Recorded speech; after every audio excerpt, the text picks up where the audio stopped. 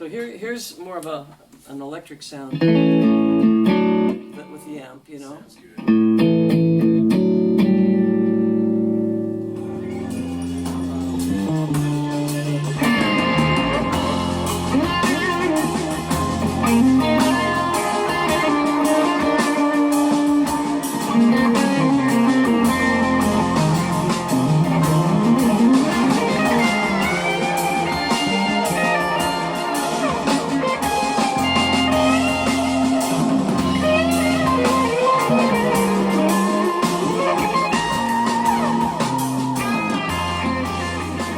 So anyway, I'm going through a volume pedal, then my Keaggy 76, which is a fantastic compressor limiter. Yeah, yeah. Do And you tend to leave your compressor on yeah, the whole night, usually?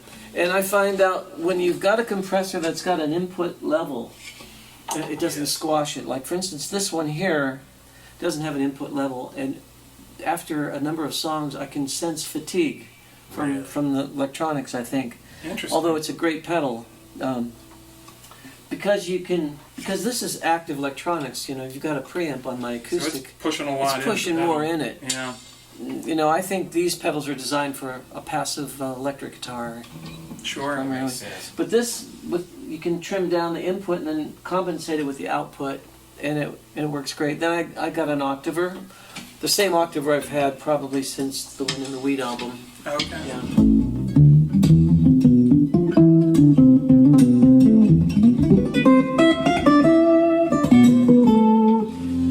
So that's it, and a chorus, and then I got a Keagly reverb tremolo pedal, wonderful sounding pedal, and it's got some really nice big sound, you know. It's like, Oh, wow.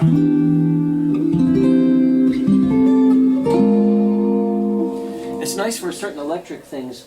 I'll actually play through it, and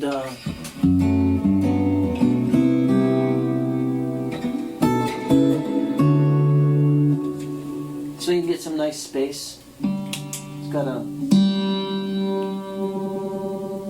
nice vibrato to it.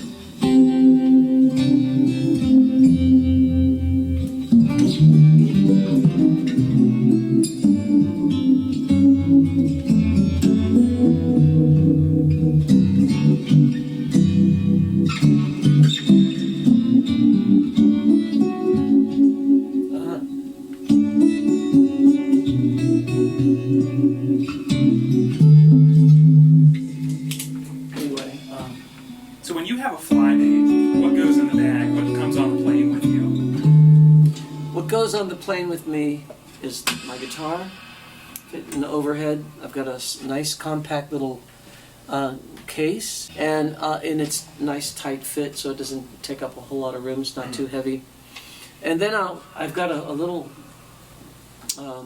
bag, a roll bag that people would use as a suitcase for clothing. Yeah. And I put this pedal board in it, this little pedal train in its own case.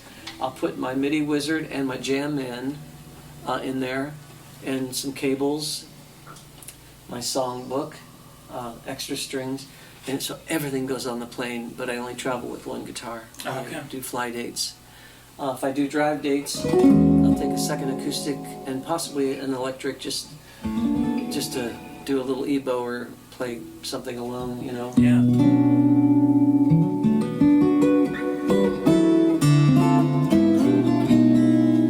And this pedal board is primarily for electric stuff, you know. And it's got a Route 66 or True Tone compressor overdrive, and then a Visual Sound VSXO, which has got two different kinds of overdrive, and then tremolo and delay. Okay. And I'll oftentimes put the reverb pedal behind it too, if I want. But I've gotten some really good tones between a certain combination of these pedals with a good amp, a really good tube amp. Sure. Sometimes I'll just record the electric with just this acoustic pedal board, and I'll just play my Zion. For instance, if you get me my Zion for a second, I'll show you what I mean. And I've recorded with it. And there you go. And it sounds just lovely for certain, what you're looking for, real clean.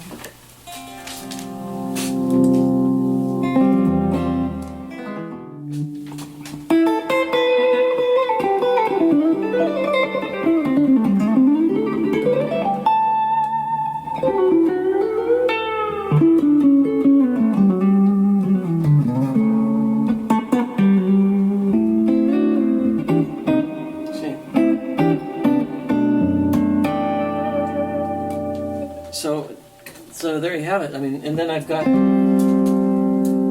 effects in my chain here too. Yeah, what does the actual recording chain look like? I know you mentioned that DBX. Say if I was going to record a clean guitar, and I just want to use the natural sound of the guitar with just these pedals. It's going through a DBX. Sometimes I'll run it through a La Chapelle audio preamp. Okay. And this is the Line 6, it's called Echo Pro, which is like the Line 6D L4 in a rack mounted. And this has been a really dependable unit for me over all these years. Yeah. But I've had to buy about 5 of these because they keep breaking. And I love this pedal. Go out. Yeah, so.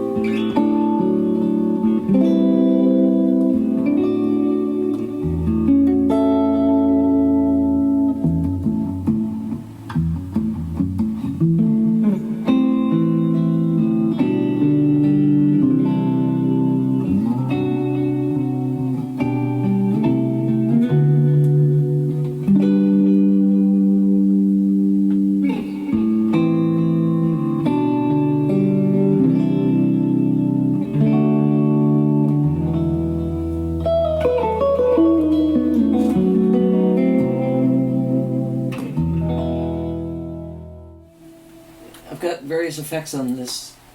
It's kind of nice, you know, like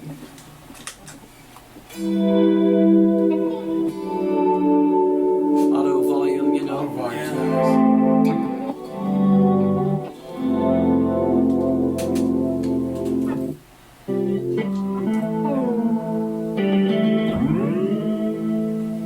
Sometimes I've done some parts, guitar parts. I'll be playing and I'll flip this wheel. And it'll create that sound. Yeah, really? Yeah, and keep that in the recording.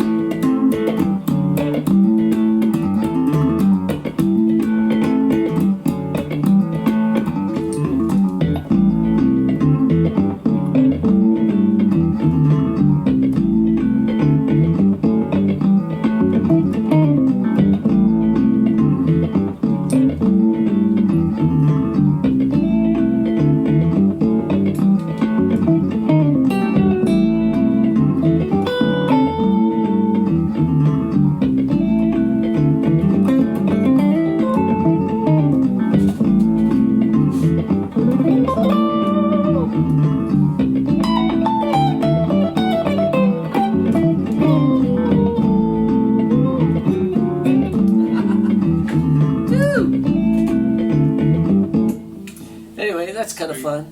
So anyway, with the electric thing, I'll plug into an amp and it'll have a whole different character to it. How do you mic up amps typically? I use an old Beta 58 Shure microphone, Oh, okay. and let me turn it on.